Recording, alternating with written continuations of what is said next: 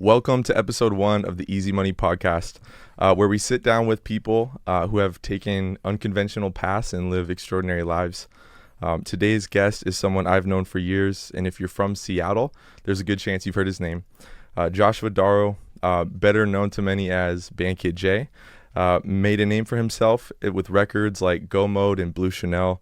At just 17 years old, he made the bold decision to drop out of school with some friends and dive headfirst into the music industry, alongside, like I said, some of his closest buddies. That bet definitely paid off.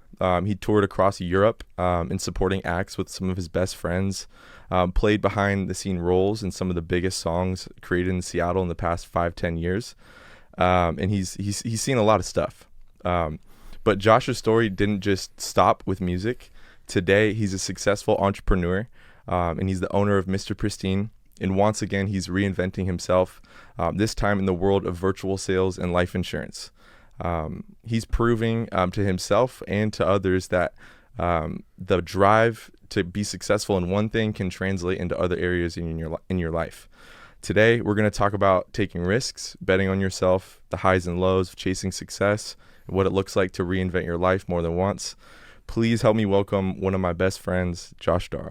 Yeah, thank you. That was the first time getting one of those. That's sweet. Yeah. That's sweet. What's up, brother? How you feeling? I'm good, bro. Just left the gym. Yeah. So we were debating if we were going to keep the shirt on or not because we're a little sweaty. But, yeah, man, just the day-to-day, Yeah. Nothing crazy. Average day. What did you guys hit at the gym today? We hit some separate. I hit back and biceps. Yeah, I had leg day. But I got caught in a conversation, so it was more so just a, hour of conversation, 20 minutes of work. Who were you talking with? I ran into a friend, and we were just talking about he's having a baby boy. And so he was talking about just the depth of the name and how, like, the name that you speak over your son is very important. He was getting real deep, but it was cool. I hadn't seen him in a minute, And so then after that, you just got hit legs, play some ball. Yeah, cool. Fire. Today's Sunday. So what's the date today? 25th, 26th? Let's see here. It's the 26th. 26, bro. So I don't know about you guys, but Sunday to me it's the day to like reset and like get ready for the week. Yeah. I'm curious for you, JD. Do you have certain things, because obviously running a business that can be kind of crazy, Right? Do you have certain things that you do to reset yourself and to like get ready for the week ahead, or is being an entrepreneur for you more about just running and gunning like all the time? I think it's been a lot of run and gun. I realized, though, routine's very big and important to not experience burnout. And I feel like in this chapter of my life, I have been experiencing that because the lack of routine. It's like this constant catch-up, But I would say, though, a good Sunday, started with some worship, get to the gym, get that body right for what's to come the next week. Because, ultimately you got to perform within that week to actually achieve something. So you have a bad Sunday and then the whole week's messed up. If you are in sales, that first time either making that call with that client, that customer, it might be a little more rough. And so it's like you hit the ground running Monday strong, you have a good week. So I think, it is important. I think Sundays, go for that walk, write stuff down. I think that's a big thing is like I need to write out my next day. Like I haven't, I haven't had a calendar like that. But I realize I probably should have a calendar, it's like there's so much going on. Yeah. When you're talking about so much going on, you're talking about just like dealing with the inbound leads that come through for Mr. Pristine. Are you talking about back end work from the week before? Are you talking about setting the schedule? Because you do everything for your business, right? Yeah. You're the full admin for Mr. Pristine. Full admin. I think, I just got back from a business boot camp. Okay. And so a lot of it's been overwhelming because I identified a lot of places in the business that I need to focus on. And so getting back from that really sparked, like, you need to write down everything and actually, get it done. So with that being said, it is a lot of admin stuff. It is, setting these policies in place, making sure guys are sharp. We had a couple hiccups while I was gone. And so it's like, how do I now speak to the guys on how we can avoid that in the future? And then also having things on the back end that hold them accountable. Because I realize in business, it's like people make a mistake. If it's not documented on paper and then it's something worth firing for and you don't have that on paper, it can hurt you in the end. Like wrongful termination, certain things like that I had no idea of. But I'm learning this in the boot camp. And stuff like fires are happening while I'm gone. I'm like, oh my goodness. Yeah. And so that's what it really is. It's just like identifying the things that are most important, getting those done. But yeah, leads, they come in. I think I really need to systemize that. So I identified, get an admin as soon as possible. Like someone else should be answering the phone. It's like you figure out your hourly rate within your company. It should be nothing less than 100 an hour. If the task you're doing is less than 100 an hour, then you need to delegate that. You need to let it go. Because we only have so many hours in the day, and it's like you burn out on the back end. It can fry you. So that's where you're at now. And you've been running the business how long? I like to say 3 years. 3 years. But it was 2022. The business was officially a business. Now, I didn't know jack about business. Okay. Started with a friend of mine, Adam. We were going, but we didn't have the right mindset for it. So I kind of had to separate and just get my mind right and, tackle that. Really just be able to set a business mindset rather than just like a side hustle business, right? Because there's a difference. It's like we can do the job, split the bread, and then that's that. Yeah. But there's no growth there to be had. There's no system in place. And so I had to really dive into like what a system looked like and then implement it. For sure. So that's where you're at now. I would love for the people watching to give them like an opportunity to really see really the full picture of how you got here. So let's go way back to 2017. Let's go way back. Let's go back to 2020. Was it 17 or 2018 was when everything started? Music-wise? Yeah, music-wise. 2017, probably. So we were, what, 15? Mosey was 15? We were 15, yeah. So that's born in 2002. Yeah, 2017. Okay, yeah, 2017. Let's go to the moment, right? Because obviously having a best friend, both of you, that is, an emerging superstar. Obviously, you guys were there before that. Right. What was that moment like for you to watch someone start with an idea, start with a dream, and you guys be the supporting roles in that initial motion, and then watching it come to life, and then having to make the decision where my life has to look different now and I'm going to drop out of high school. Right. What was that like for you to watch it, not only like in its beginning process, but then take the risk to drop out of high school and deal with your family and deal with all that? Yeah. I think, man, it was nothing but belief, right? Like as a kid, we a part of our brain definitely isn't developed in that place. Like we don't look things, seven pages forward. It's like we're in the now, and we seen the talent. We knew what he was capable of. He was writing hit after hit. It was just like, man, this is gonna blow up. We saw the music that was popping now. Yeah, we're like, man, this got aura. Yeah. this got you got that swag. Like it's got that it factor behind the song. So it's just like, man, this is and then just watching. I remember Tyga. He had a TV show at the time. I believe it was Tyga, and it was just like showing their day to day, and it was just so like inspiring. Like this could be us, and it's like we're gonna do that, And I think our roles just kind of developed as we went on. Mo blew up. Yeah. We're like, what do we do? We're like, we recorded a little bit. Yeah. And so at that point, it's like, man, we got to start rapping. Yeah. It's like, it motivated us. What was the first, sorry to cut you off. What was the first song you ever made? What's crazy? I think there was one before this it might have been Malibu, bro. The first song you ever made was Malibu. I think Fresh Today. I don't know, man, to be honest. Like that time of my life was a blur. Yeah. But I think it was at Undercast. Okay.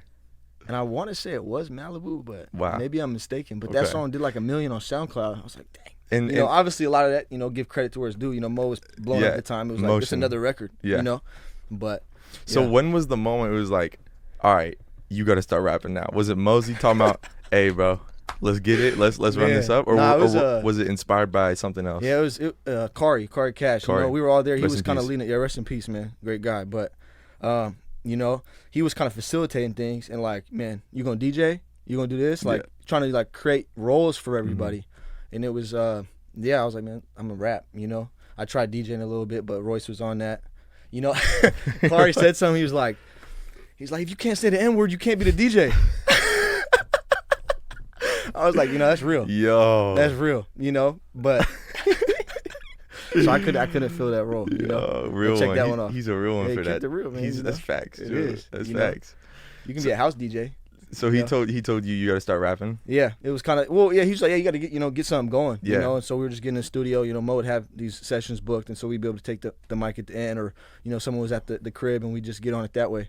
Would he show you in the beginning? Because, obviously watching Mo record, that's probably all the teaching you needed. Right. But was he helping you, come up with the flows, come up with the lyrics? Yeah, in the beginning, before, because he was saying it too in the beginning. He's like, you should rap too. And I was like, I didn't know if I had the confidence like that in it, in my craft. Mm-hmm. That was something I struggled with. And so, he would kind of, give the breakdown, writing 4-bar sequences, Okay. Before you're switching flow that way. That's one thing that stuck with me. So that's how I was able to develop hooks, especially, write a catchy 4 bars and then repeat it or so forth. But yeah, he really kind of taught the very basic structure of music. I didn't come from a musical background for real. I still don't have much knowledge on it. It was just like, this beat's fire. Yeah. I'm gonna make, get the melody. The melody was, everything in melodic music. It's not really what you're saying, it's how you're saying it, Were there tight beats that you were looking at when you first started, or was it just producers sending all you guys stuff? It was tight beats. Tight beats. A lot, yeah. What was the tight beat that you started on? Because I know the tight beat I started on. So definitely some Lil Uzi type beats. Lil Uzi, yeah. Gunna type beats were, but that was a little West Coast influence too, though, no? Yeah, I guess West Coast. Yeah, I guess the West Coast did have. I'm trying to remember what Malibu was. It probably was a West Coast. Yeah, beat. that was more West Coast. I feel like. Yeah. I was sitting one day. I was trying to think about I was like, how the hell did these guys blow up? I was trying to think about who we were as kids. We were so ordinary, and I don't know. I just remember you guys were just trying a whole bunch of stuff. Yeah. Mo was trying sports, and one day he just hopped up in the stew and just it was no pressure. He just had an idea, and then the idea just came into fruition. It's crazy how it works sometimes. Yeah. That's the beautiful part of creativity. And being young, it's there's no pressure. I'm gonna just try this thing. Yeah. And boom, it ended up working out. Yeah. So yeah, I know it's crazy when you go from idea to real life, and then to real life because even being in the studio, from it just being an idea, right. That's a surreal feeling. But then having your whole city be y'all are the ones, and then the whole world being y'all are the ones, that's a crazy level of manifestation. I'm curious though, when you had to drop out of high school, what was that conversation like with your mom? And I was like, Mo's gonna blow up. He's like, I don't need this. I'm gonna do online school. I did online school for a little bit, and then I just stopped. Okay. Because on the back end, we were just running with our heads chopped off a little bit. Wouldn't listen to nobody. And I think there's a power to having that ignorance, but it can bite you too. Yeah. But at a young age, that's what it was. That. It was this gonna work. Yeah. And I apologized down. Probably didn't dishonor my mom a little bit in that place. I wasn't hearing nothing. Yeah. Right. Was there any self-doubt in that? Was there any what if it doesn't work? Or I'm just gonna take a shot, or you're just straight to it? There was no self-doubt. I think as you get older, it's important to still hold on to that. Yeah. Because as you get older, the more knowledge you have, the more power you have. There's more, you've been through more. Yeah. You bring more to the table. But then I think we lose the fact that what we're behind is important.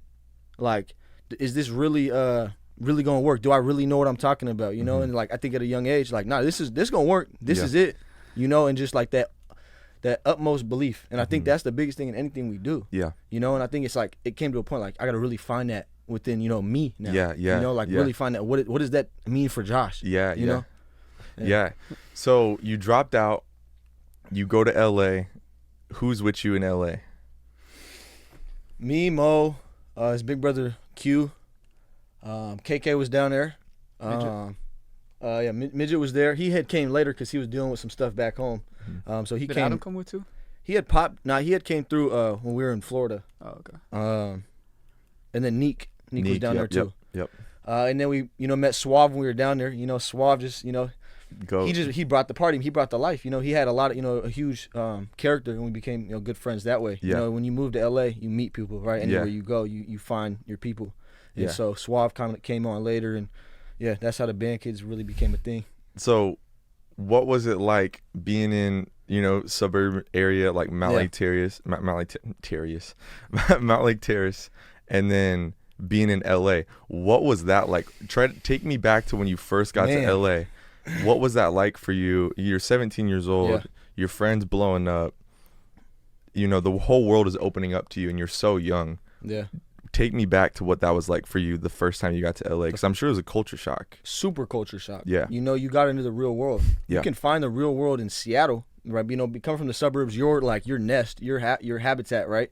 And then going to something like that, I'm like, there's houses this big out here? Like, I didn't think Seattle had real estate like this. Yeah. Come to find out, like, we have huge homes out here, but like I wasn't aware of Kirkland, Bellevue at the time. Yeah. You know, like that was a different place. Yeah, you know? were a North End I baby. walked everywhere, North End baby. You know, I was walking everywhere. You know, Mal Lake Terrace to Linwood, back to Linwood, you know, back and forth. Yeah. So that was a crazy thing, you know, how alive the city was, you know, just so much going on. I remember walking Hollywood like this is a different world, you know. And then I mean it takes some time, but then you get it's just the everyday then, you know. And I think that's, you know, people probably come here and get that shock too, right? But yeah, that's what it was, man. It was just like this is a whole new world. Yeah. Not only were you guys like in a different environment, but like you guys like didn't have like, you know, parents around. Like you guys were kids, Yeah, exactly. just doing your own thing. Became an adult at 16, but had no guidance, you know, had nothing to show for it. You know? Yeah. No person telling you no. Right. Yeah, Right. that's probably crazy. Yeah. Only over a phone. You know? We probably got there like, what are you doing? You know. But you made the end, you know, the decision. Yeah. So you're in LA, it's going crazy. What was your day-to-day like? Were you sleeping in? Were you up all day? Was it you know, just parties every day? Was it a lot of parties? A lot of Airbnbs? A lot of just fast life, you know, just living in the night, you know, sleeping, you know, still waking up like 11, 12, sometimes 10, sometimes 4. But 11, 12 was that average time waking up. It was the night owl, you know, with studios, something, you know, you usually catch your vibe at night. So we're in the studio from like 7 to 12, or sometimes it'll be 12-hour blocks, but you know, a lot of times 6-hour blocks, you know, getting out the studio like 3.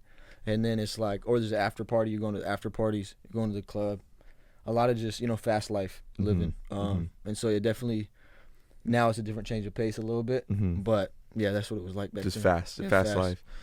And so you were in, how long did you live in LA for? Was it just 2 years? A year? About 2 years. 'Cause you guys were traveling a lot. Yeah, it was obviously. a lot of back and forth, you know. There was nowhere to call home at that point in life. You know, it was, even in LA, it's Airbnbs, you know, hotels. Then we're going to Florida, you know. Yeah, a lot of just on the road. Like the road was home for real. And was that fun? Was it? Yeah, it was a thrill. I loved every bit of it. You know, like sleep was for the weak. You know, like we're just, you know, living on a high all the time. Yeah. You know, and so, I think, you know, that was cool for like 2 years of my life, and then I was like, what am I kind of doing? You had that like shock, like, what are we doing? You know, for myself, like, you know. But yeah, it was a time. I know there's a crazy story, and you don't have to get into all the details of it. Yeah. Didn't you get into a fight with Jake Paul, or was it? No. I ain't not with Jake Paul. Who was it? Was it FaZe? Who? Oh. Was there just there was just a party? There was a fight with Band Kids versus FaZe? What was it? Something like that, man. I don't know. You don't got to get into all the details. What was it briefly? There was 2 different times. There was when we first got to LA. It was like, I thought it was Nelk Boys. Nah, it was Nelk Boys. Yeah. Was, that was the first one. It was more KK than that. But then there was something with FaZe too at another party. But that was just, they were just, it was just me acting out of character for real. It was your fault. Yeah, there was people at the party that like, there was like a little bit, just ego. Funk. Yeah, it was just ego stuff. And so we're like, you know, we were getting kicked out the party because so and so was there. We're like, yeah, right. You know, like, why is that going through the wire? Like, come say something, and then y'all just faded off. Something like that. Yeah, just, you know. Marco was in there going crazy. I don't know if Marco was there. We were in Florida this one was in Florida with like, FaZe had just got hit with a stray one from somebody else. Yeah, but wait, what do you mean? A member in FaZe, like that situation. You saying you got sucker punched? Nah. He just, you know, he caught one to the chin, like it was bad. Who was it? Like, FaZe had nothing to do with the beef, but he stepped into it and then got folded. He's like, folded. Oh, okay. Yeah, man. Yeah. That's crazy. Because, I remember I remember hearing about that. I was like, wait, y'all fought FaZe in ego, LA? bro. You know, just ego stuff, man. Not the one in LA that was like with Nelk and stuff. Okay. Yeah. Was it Steiny? Did you run a field with Steiny? Steiny was a part of it. This was like with, what was the main guy? It was Kyle and the other guy. Steve will do it? No. Kyle and Jesse. Jesse, okay. Yeah. The OG guy. Someone made a fake snatched his chain or something, like grabbed on it. I forget what it was, you know. Mhm. And then it was just beef and it was just something fights. like- Yeah. it was Okay. Got Marco you. was for that one. Yeah, Marco was yeah, in that one. was Okay. Yeah. Well, if FaZe ever sees this, it's love. It's all it's love. not, Hey man, yeah. that's just kids, you know, with ego, man. Just Yeah. thinking you're hot shit, Yeah. you know. Yeah. That's really, you know, and that's what comes of it. Just, Yeah. Just the not understanding of what life is. You don't give a damn. You know, Yeah. you're right. No one else is right. You know, you can't be wrong. Yeah. So what is, because obviously this was like 2019, 2018. What is like a misconception people have about just that whole life? Like if you, because people can only see what people show. Right. What is something in hindsight now that you look at and you realize that people don't talk about, and it's not, maybe not as glorious, or it's just something that you learned from that gave you perspective on just the lifestyle of being an influencer, being famous, all that sort of stuff. Just hindsight 2020. You know, as a kid, you know, you lack knowledge. You know, some have more knowledge than others, but the idea that the music is it's a business, you know, and you're not listening to everybody else, like, this is a business. You got to treat it like a business. And so I feel like that was a big misconception for me, that, like, you know, there's a breakdown to every dollar. You know, it is a business. There's structure behind it, and it can be a very tight shark business, you know. And so if you're not aware of it coming in, it can really bite you. And so I think that is the huge misconception for kids. It's like, you get into it, you see the dollar, and here you go. Like, but realistically, it's a business. Yeah. You got to know the numbers of everything. You got to see the percentages. Like, and if you don't understand it, get someone that understands it. But don't just go into it high and mighty. You're hot shit. You know, you see the sticker shock, you know, X amount of $1 million, and this is it, right? It's not as sweet as it is. You know, I think, you know, for a lot of people, you know, distribution deals make a lot more sense. If you understand business and marketing, distro is really all you need. But you know, or just join a bulletproof system, and you know, and they accelerate the growth. But yeah, that is a business. That's the biggest takeaway I can say from something that I had no idea of. So to the kid that wants to be in music, the kid that wants to be an entrepreneur, we'll use music industry specifically for this example. What advice would you give him if he started getting some motion? Yeah, sit down with Claude. You know, sit down with AI. You guys got AI now. Sit down with AI, and build a structure behind your money that you're going to be bringing in. Understand the numbers of, you know, what 1 million streams can do for you. Understand the numbers of it. Understand your worth going into any negotiation. Really look at the business side of it before you sign any type of distro deal, full, you know, I don't even know what you call it, like record deal, you know, any of that. Yeah, understand the business side of it. So just come in way more business minded. Yeah. Don't be naive. Yeah, don't be naive. Yeah, because when you get hot, it happens quick. Yeah, it's fast. Now you're focused on the next thing, you know, and it's, you know, you do need a team behind you too in business, right? So be really, you know, I'm at a loss of words for it, but be very, very mindful of the team that you pick behind it, who's moving your money, where it's going, you know, and make sure there's a true foundation there. Yeah, building a business, it's kind of like you're going into war. Yeah. You got to have a certain person for a certain thing. Right. You got to have your ducks in a row because there's going to be a lot of input coming at you, and it's coming fast, and it's coming with a lot of feelings and a lot of stuff. So maybe it's like, have your team organized before it gets to a crazy point, because it'll bite you in the ass down the road. Question for you: are rappers really getting the money that they think that they're getting, or is it a facade, or is there a lot of money in the music industry? There's a lot of money. Yeah. I think, but the value that you're producing in it, there could be a lot more money. You know, it's like, what's 100,000 to 3 million? You know, like, what's the distribution look like? Like, how much are you really taking home off of that? I think that's what it's a value thing, right? Because the labels, right? They're totally fine giving you a big lump sum amount. Right. They don't care when you pay them back, as long as you pay them back. Yeah. They're down to go 30 years. Right. They can wait 30 years to collect all that money. That's the craziest part. And what I've learned is, you know, when people sign a deal, right, in the music industry specifically, they're really getting a loan, right? They're getting a loan for future earnings, 100%. Whether that's touring, streams, all that stuff. And so when you see people sign a deal to someone listening, maybe that's interested in getting in the music industry, don't be so excited about that because it's quite literally a loan, and that doesn't mean it's a bad thing, right? But just know it's a loan, right? They're not just giving you money because you're lit. Facts. Exactly. Know what you need the loan for, like. Because, you know, you don't take a loan out just to grow the whole business. You take a loan out for new equipment. You take a loan, but even that, it's like, do we need to take a loan out for that? So know what the vehicle you're putting the money into. Don't just be like, this is all mine. Yeah. Now I got to make a hit. Now you're good. That, like, you're not the only way that money's going to make money for you, you know? So have a destination for the dollar. Yeah. And not to gas you too hard, but when I came out to LA, that was a culture shock for me, right? Because me and Mo, we recorded Blueberry Faygo, and then you flew me out. Yeah, that's what I was gonna say. I got you the flight, right? Yeah, you flew me out. It was a red eye. It was a red eye. It was the cheapest flight you could find. Spirit Airlines, $30. Yeah. 7-hour layover in Las Vegas. Did be crazy. Come on. But no, that meant a lot to me. You were one of the first people to fly me out. Yeah. For music, and that was obviously super cool. But I remember you were talking to this one girl at the time, and she was it was Stevie Wonder's goddaughter. Yeah. And I'm like, that's just the most LA thing ever. It's like, of course, it's like Stevie Wonder's goddaughter is like. I was gonna live with her. I got a room there for like 2 weeks, and I was like, yeah, this is cooked. I can't do this. Was dating in LA just absolutely fried during that time for you, or was that fun?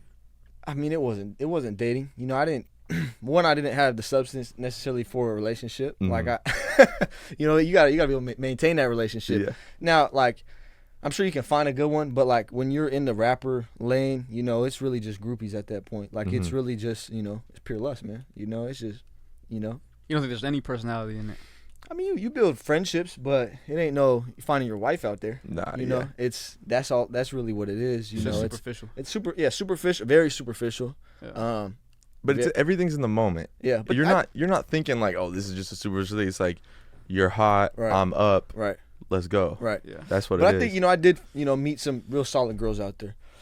You know, that became solid people as, you know, you connect through social media and you see who they're becoming now. It was just a part of our life. Yeah. It's almost like LA is just a meeting ground for people who are chasing a further goal in life. It's like that's the next step. Like, let's see what the world is, especially in the Bay or growing up Pacific Northwest, I should say. But it's like the quickest flight it's like going from somewhere on the East Coast to New York. You know, you're getting around other creatives, you're getting around other people that are on that same mission. And so whatever it looks like, that girl that may be a groupie, she has another dream for her. So you run into her, and then she becomes what she was supposed to be. And it's like, damn, she wasn't a groupie. She was just, you know, trying to take it further. Yeah. She's just lit right now. Yeah.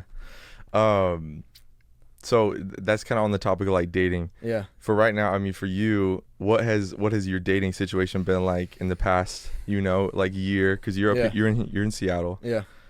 Is dating life cooked? Is it because you're 24 right now?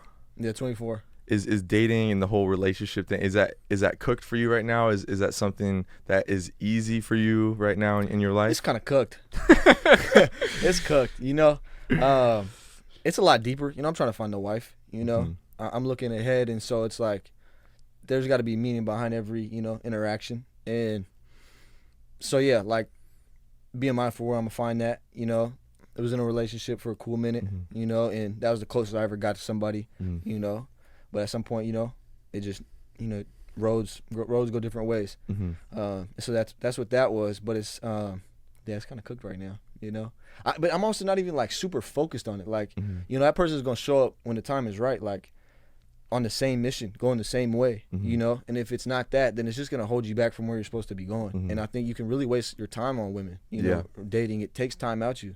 You know, you're meeting somebody, and it's like, it's you should be able to, you know. Hire slow, fire fast.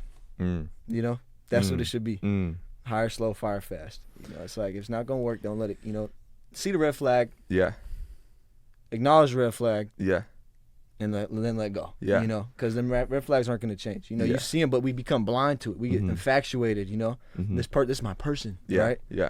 And we look past those things, and they don't go away. I feel like for myself, I went to a wedding yesterday for one of my good friends, Carlos. He got married, and he's 24, and, you know, I didn't go with a date, and, you know, most people had a date, and I just kind of had that realization. I'm like, I'm really in a bachelor era of my life, and I'm just kind of embracing it, because I feel like, you know, especially when you run a business, it is a super sacrifice to have a relationship with someone that's meaningful. And because, man, when you're in a relationship, it's a big time investment. For sure. It's a massive time investment. You're adopting a lifestyle too. That's like very different. That could be very different from your own. Touch on that, because you explained that to me a little bit. Touch on what you mean. I mean, by you that. know, like when you date somebody and they have, you know, there's a whole nother person who has a whole nother life experience, have different hobbies. They like to eat different things. It can be as simple as that. And, you know, you got to sacrifice. You both got to sacrifice like parts of yourself to meet in the middle. Like it's like, you know, even the simple things like, what are we going to eat tonight? You know, it could be a big argument because you're like, I don't want to eat that. I want to eat this. Like, you know, you get all twisted and turned. And, you know, I feel like it can be hard to find that balance. Like, I want to chime in on what you said, like hire fast, hire slow, fire fast. It's like, I don't know, it's hard to find that balance between, you know, wanting to water a plant. You know what I mean? Like, how can you fire fast, but you didn't water that plant enough to know if it was gonna bloom. Yeah. You know what I'm saying? Like, that's a hard one for me because like, I feel like true love is something that, you know, you find in the challenge. And so if you fire fast, you know, you didn't even go through the challenge and see if you could have made it out that fire. Yeah. So I feel like it's a hard balance. Like, hire fast and fire, you know, I mean, hire slow and fire fast. Boom, you just drop something that could have been something. Yeah. But at the same time, how do you know? Right. And I guess, you know, that's also me looking at it from a business standpoint like that. Yeah. I heard that from a mentor with business. So I was really just throwing it out there. You know, a relationship is a little deeper than an employee. Like, let's be real. Like, that's kind of a crazy take. But, I mean, it is, I guess finding, you know, it's like what makes you tick. Yeah. Like, if it's something that you can't get off your chest, then probably should let that one go. But I mean, like, there's little things. I feel like you have to compromise a lot of times in love, right? Like, you know, what do you love about that person? You know, does that shine brighter than the things that irritate you? Yeah. You know. And when you look at Ro, make sure the mic is still down because it goes like this. Okay. Yeah. How do you feel, Brennen? I wanna hear your perspective on dating in the Big 26. As a, you know, you're still in your 20s, you're a young man, but you know, you developed yourself. What's your take on it? Man, so and the reason why I asked you was because it made me think, like, when you said it's a lifestyle change. Yeah. It's like, bro, you're either gonna be hubby, or you're gonna be dialed in guy going crazy and whatever you're focused on. And like being hubby is like, you gotta be hubby guy. You know, like you gotta, you know, it's a lot of your decisions have to be compromised for the sake of the greater good of the relationship and yourself though too, like right. And so you compromise stuff, and I haven't personally found something that really aligns with what, I mean, because we got one life, got one life here, and I really want to find someone for myself. I know it's gonna come in due time, but where you don't have to compromise the super massive things that you have dreams of for yourself, because you got one life, bro. Right. You got one life, and but it's so easy, especially when you find someone that tells you like everything you want to hear, and aligns with the goals that you have.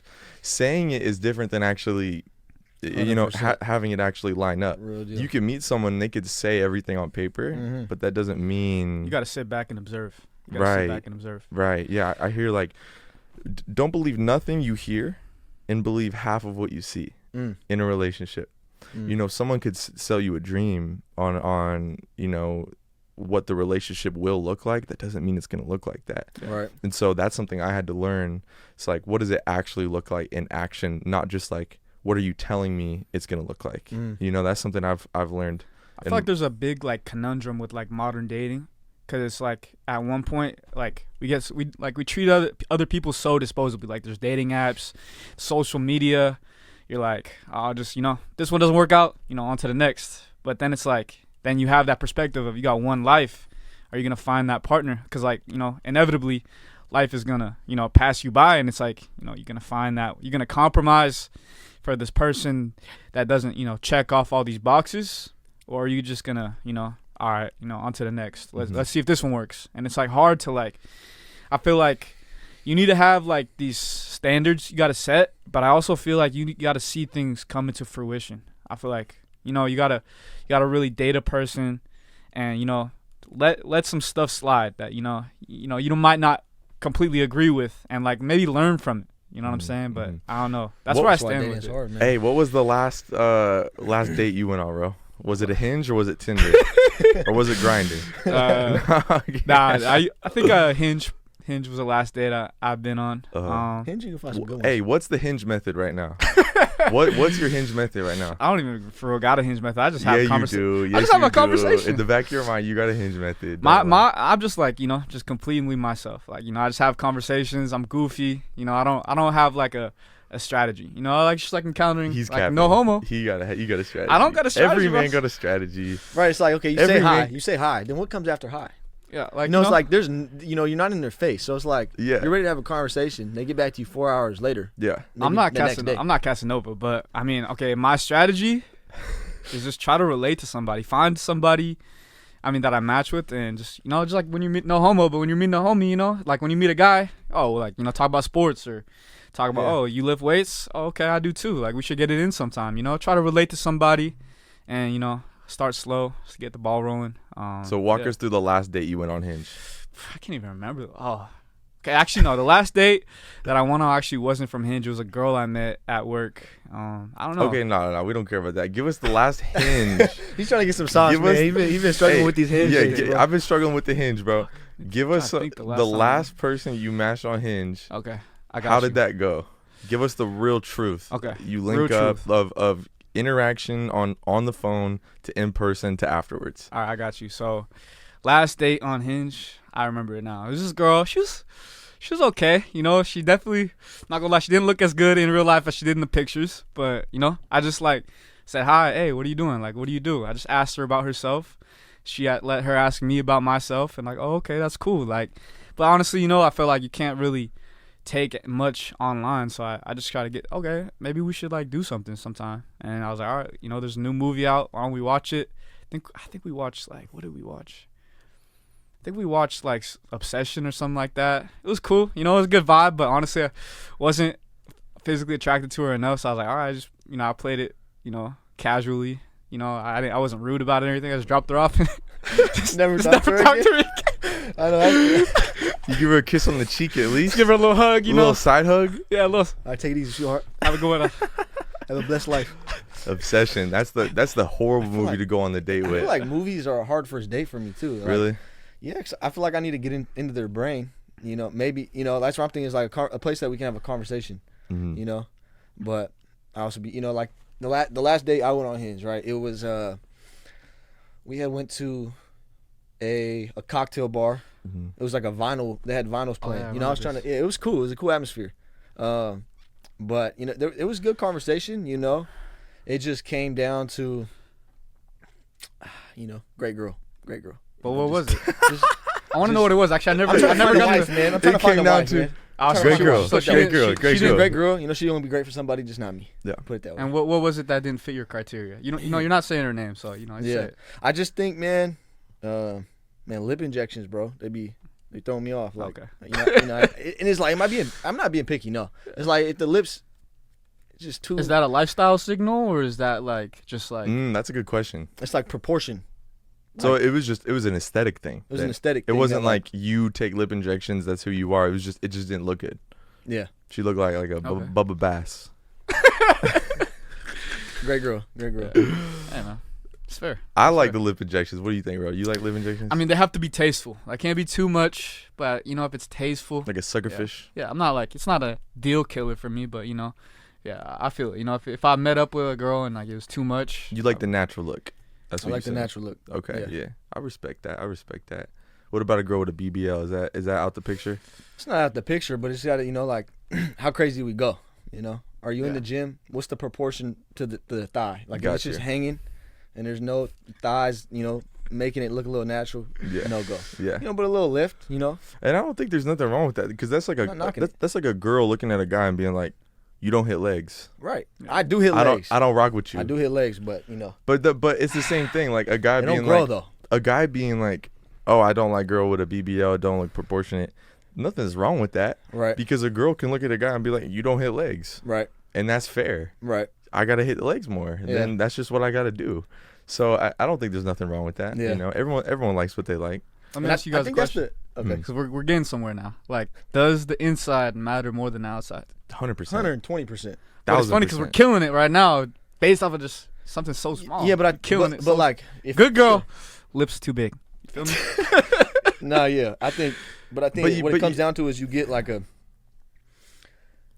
I'm gonna spend the rest of my life with this girl, you know. And maybe I'm looking too far ahead, you know. But it's like, you see something online, it doesn't look necessarily that crazy, and then you see it in person, It look a little different. and you get a little unattractive. She got the AI. She got the AI. Yeah, exactly. The AI filter. Like you could turn it down with the edit a little bit, Yeah. bring them in you know what I mean? Like, Yeah, you know, and so, we're all mogging with the AI anyway. So right, exactly. Just yeah, nah. But seeing it in person is different. But yeah, the idea of forever with someone, man, that blows my mind.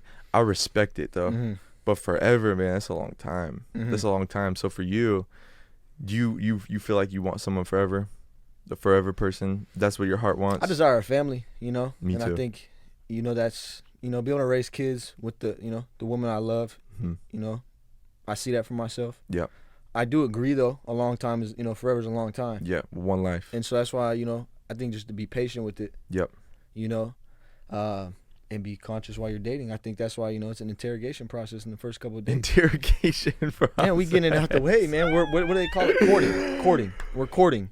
Asking away, especially meeting someone online. You know, Interrogation, bro. I feel bad for the girl that go on a date with you, bro. This She guy- thinks every it's time we go to a natural, bar, man. I know I see it. Like this guy is straight to the life. Like, what do you believe in? Do you believe in God? What's the meaning of life? man. Right now, tell me. But if She's I like, "Can I spend a get a lot of my drink?" time on that, don't I want someone else that, yeah. you know? I just thinks feel about like life that girls. way? I feel like girls. They can go there, and maybe the right girl can go there off rip. Maybe that's what she wants. But I feel like girls, you gotta keep it light. Yeah, you gotta Right. keep it light. You gotta keep it light. So I feel you though. Like, of course you have to agree on the big things. the big things for sure. Yeah. At least like, you know, on a basic level. Yeah. Mhm. But I want to kind of hear more about, like, because we talked about your rap career, but I want to hear more about, like, when did you transition? Like, what made you transition? Like, all right, now I'm 19. How old are you? 21, 22? When I started the Mr. business? Pristine, yeah. I'm 20. 20. 20. I was 20. You're Just like, turned all right, 20. I I'm turned do- 21 when I got the license. Yeah, so you're like, all right, I'm done being a rapper. Like, I got to make the switch. I want to make something for myself. Mhm. I want to build a business. Yeah. What was that switch? Like, where you're like, because you're living this, like, you know, what Right. you could call glamorous lifestyle. Right. Like, you're like, you know, you're living big in the eyes of, you know, of the youth, you know. Right. You're like, all right, I got to settle down Right. and build something Right. that's a little less glamorous. I mean, still pretty glamorous, but Yeah. less. Yeah, I think you know, I was young and Mike. yeah. So in that lifestyle, you know, Mo was making the money. You know, I was making a little bit of money from streams, but I was broke. You know, and so I get to a point in my life, I'm like, I need to make some money. You know, like anybody. You know, and so I came home, and started working just a construction job. Was making $25 an hour doing restoration, dirty work in crawl spaces. We added on a service where we were basically cleaning out crawl spaces that leaked in the sewer. So you get the gist of it. So we were, you know, vacuuming out, you know, shit out of crawl spaces. And I was just like, yeah, this ain't it, you know. And on top of that, I got faced with, you know, some circumstances where I need to make some more money. And so I went on YouTube, as we all should and we all do, and found a hustle that can make you $500 a day. And it was a low entry rate, which was pressure washing, exterior cleaning. And so what I did was I got the bare minimum equipment that you needed, a small pressure washer, created a website, very basic website, got some flyers, started knocking doors, and then just slowly just built the online presence of a business. I had no idea what it could become. Wow. You know, I remember when I first made 10K, you know, but I quickly found out like that was just the total revenue. Mm-hmm. That wasn't gross. That wasn't the net. You know, and so it's like you can make $10,000 in a month in a business, but we know now, I did not know that I was only bringing home like $3,000, $2,000. And so that really was like the start of it. But yeah, I got into it. I didn't know nothing on where it was going to go. It was just, I need to make $500 a day to pay for the circumstances I was in. Yeah, I want to dive into, like, so how'd you get the ball rolling? Like, you know, like, Because it was off YouTube. once you got the ball rolling, like, you know, you talk about it, you know, you just do this and that, but like, how do you go from somebody who has no experience in something, or even I want you to answer the question too, like, because you're a producer and also now you're a successful life insurance writer. Like, how do you jump into something like just dive in the deep end? Like what sparked the fuse? Just gotta jump. You figure it all out as you go. Like, Yeah. I don't think there's no wrong route, and there can be a wrong route, but if you get going, you're gonna figure out that was the wrong move, and you're gonna get back on path. So it was just trying stuff. Don't be afraid to try stuff, right? And you went all in. Go all in. You went all in, I was yeah. still, I was living at mom's. Yeah. I had very low bills. Yeah. As it was coming. Yeah. And so it's go all in while you can. Yeah. I don't have a kid. I don't have a family. I hardly have rent. Yeah. It's like it's in my favor to try things right now. Yeah. And I think that's what we need to do in our 20s is try things. Yep. It doesn't have to work. Yep. You only fail when you quit. It's okay to fail in that aspect as long as you have another plan, like go another route. But don't be Yeah. afraid to try things. I think, you can get caught up in the mind of what ifs, and what if it doesn't work, or I don't know what I'm doing. And those are scary things, right? Because am I wasting my time? But I think you have to have that grit to get out there and try it. Yeah. And I think, even you done tried a million things. Yeah. You I can wanna definitely hear speak on Brennen's that, story. I know you're a successful producer, but Yeah. but like how did you how'd you make that happen? Like Yeah. how'd you become a successful producer? Like Yeah. in it. So I think we got what, 30 seconds? How much time we got? We got 10 minutes? No word. Oh, we got time still. I thought we had 5 minutes. I'm Okay. chilling. So, bro, all in, right? Like Yeah. when you love something with music, I just went all into it because I loved it, right? I remember how I started my recording studio was I read the book by Grant Cardone. It was called Sell or Be Sold. Mhm. And I went to Barnes & Noble because I saw it come up on an ad. It was talking about like start a business, blah, blah. And I'd always been an entrepreneur, like mindset. Like I used to sell clothes. I used to print Michael Jordan on like a white t-shirt, and I put this logo across it called Witness. Witness was my first brand I ever created, and I was like 13. Sorry. And I'd go to the school and I'd sell these Jordan pictures Yeah. like on these I didn't know that. these t-shirts. And so when I was 18, I graduated high school, and I really wanted this BMW from my brother's friend. And I went to my stepdad and I was like, hey, can I get $2,500 to buy this car? I was like, I have $1,000. He wants $3,500. He's like, yeah, you can. Here it is. Boom. Gave it to me. And I was like, thank you. And so I bought the car, and he's like, how are you paying me back?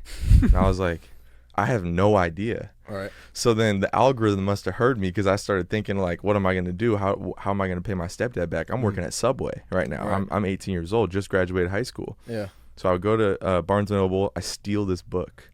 Sorry, Grant Cardone. I steal the book from Barnes & Noble, put it in my pants, walk out. Yeah. I read halfway through it, and I'm like, oh my gosh, I have a business in my bedroom. Yeah. And it's the recording studio. Because you were already recording your own music at the time. Yeah, I was Oh, recording okay. from myself, because I had Okay. been making music since I was like 14. Yeah. But when I read the book, it made me realize that I had a business in my bedroom. Mm. So I slammed the book closed, and then I hit up some people that were throwing parties, Jay Tova, Yeah. and I was like, hey man, I'll DJ your next party for you if you shout me out on your Snapchat. Mm. And he's like, all right, bet, because they were just playing the music on the parties off the aux cord. Yeah. And I didn't even know how to DJ. Right. I just learned how to DJ for that one night. And Shut the place down. he shut the place down, just played Chief Keef on repeat. Man, those parties were lit, man. Played Mike Sherm on repeat. Yeah. Played a new Mosey on repeat. And ever since that day, like for 5 years, I didn't have to do any paid promotion or anything, because people just found me, and I knew how to give people the sound they wanted. Yeah. At the time Mosey was blown up, everyone wanted to sound like Mosey. Right. I just knew that was zero retune on the auto tune with a high EQ on the vocal, Yeah. making it sharp. Like I knew what people were looking for, and the recording studios in Seattle just simply didn't know how to do that. And so I found an opportunity, like everyone wants to be Mosey. Let me just freaking like create a bunch of people that want to like sound like Mosey, because no one knows how to actually do it. Yeah. You found a solution to the problem. I found a solution to That's what the it is. problem, bro, Yeah. because people were seeing him just print money. Right. And they're like, I want to do it too. Like, Yeah. so many people became rappers because of Mosey in the north. Really, I didn't know that. Yeah. Oh yeah, bro. Everyone became a rapper. Right. And so just from then I started doing it. But as far as like an image to think of, as far as like being successful, really in anything, and I think you could relate to this. Have you guys ever seen the video of the crabs in Florida? I think they're crabs. They're being, oh wait, no, they're not crabs. I forget what it is. It's a certain type of animal. It's being born on the beaches of Florida, and they have to run to the water before they get snatched up by the crabs. So it's like turtles? No, they're turtles. Yeah, they're turtles. Yeah, So they're born on the shore. They're born on the shore, and they have this big beach that they have to run across to get into the water to be born, because they're hatched on the shore. Yeah. And if they go to the left, they get eaten by the crabs and the birds. If they go to the right, they get eaten by the crabs and the birds. But the turtles that beeline all the way to the water, those are the ones that make it. That narrow road. That beeline. Yeah. So if you're an entrepreneur and you're trying to start something, and whether that's music, whether that's a business, whether that's selling insurance, if you beeline to the water, you're going to be successful. But if you go to the left and then you go to the right and then you try to go forward, whether that's like you're trying to work this job and that job and do this, you're just making it harder on yourself. Yeah. Because if you beeline, you will make it. So go all in. Go all in. Tunnel vision. Yeah. Tunnel vision. And it sounds cliche, Right. but it's so true. Like when I started insurance 7 months ago, I had nothing, bro. Like I had a $3,000 a month rent payment due, and I had no income. And all I had was just belief that what Derek was telling me was real. And I just had my license. That's all I had. But he gave me the tools. He gave me the script. He told me what to do. And every single day, I just beeline towards it. And people that started with me at that same time, they were going to the left. They were going to the right. They're not beelining. And so all those people fell off, right? Because they didn't get to the results quick enough, because they didn't beeline. They would be exactly where I'm at right now if they just beelined. It's that simple. It's simple to show up day in, day out, no matter how you feel. Yeah, it's all about the consistency. Because the work has to get done at some point.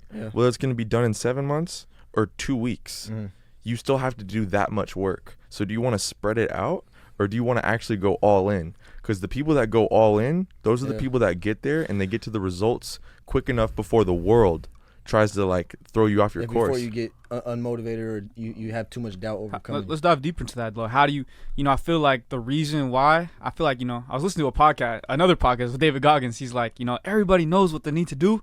They just don't do it. Yep. So like, obviously, we all know what to do. We just don't do it. So how do you do it? Like, how do you stay faithful? Like, how do you stay faithful in the process? How do you erase that self-doubt? Like, how do you stay in it? Like, man, you just do it. You just do it. You just do it. You talk to yourself the night before, and you say, this is what I'm going to do tomorrow. Whether it's you write out a checklist, you literally tell yourself what you're about to do the day before you do it. Success happens the day before. So if you're not preparing the day before, you're screwing yourself. You're shooting yourself in the foot, because as soon as you wake up, guess what? Life is coming at you 300 miles an hour.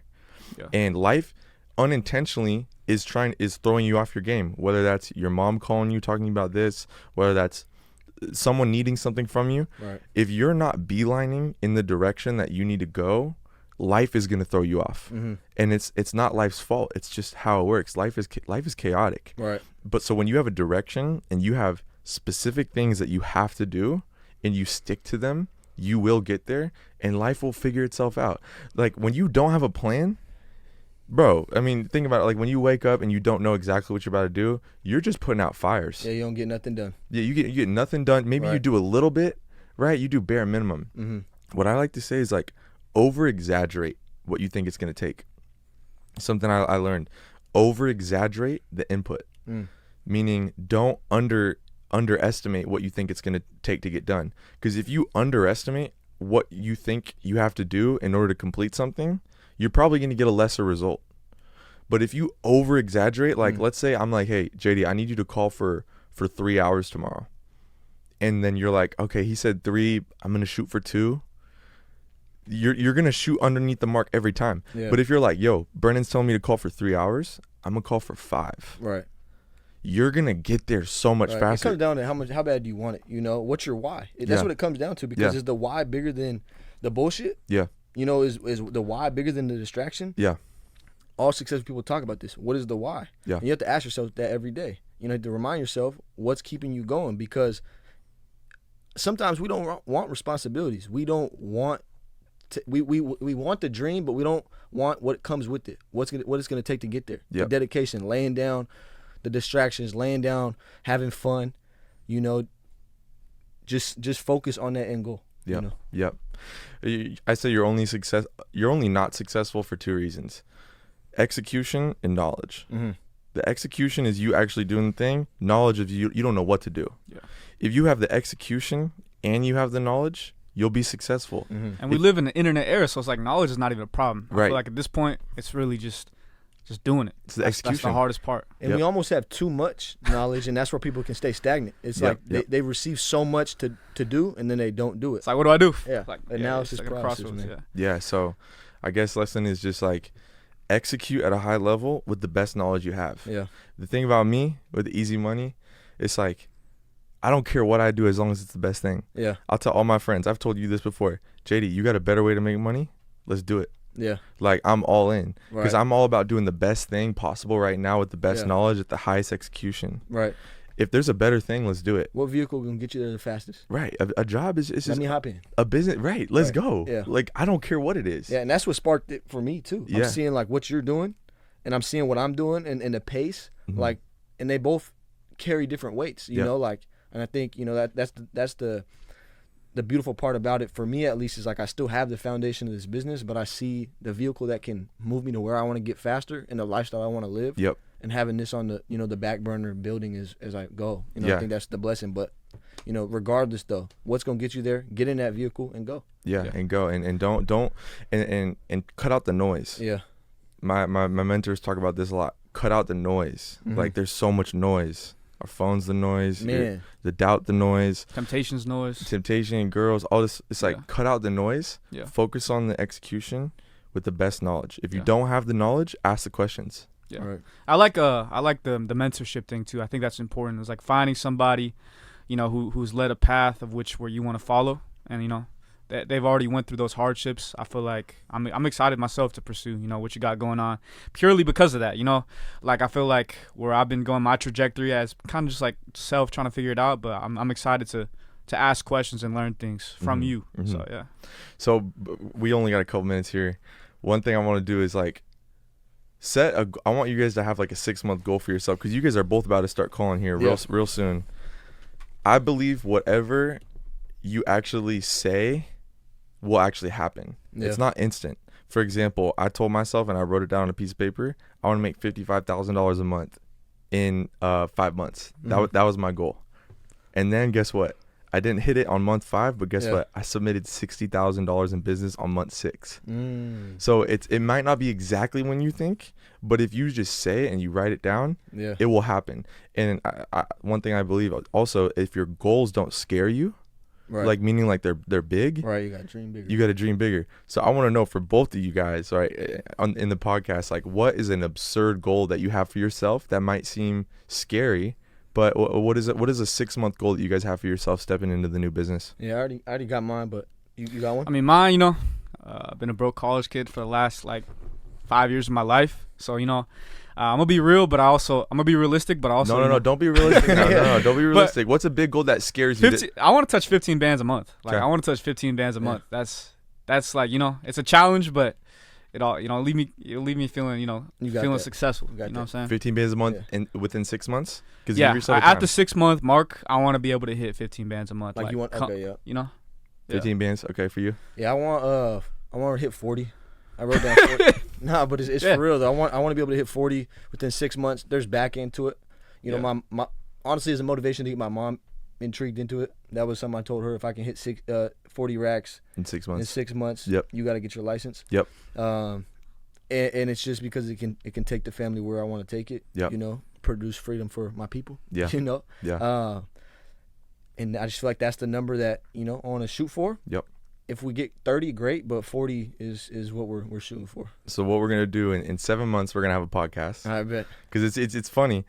You tell the world, you tell the universe, you tell God 6 months. He's gonna be like, all right, but are you gonna push past that 6 months? Yeah, like right. what if it's with month 7? Yeah. So what we're gonna do is month 7, month 8, we're gonna have another podcast here, Yeah.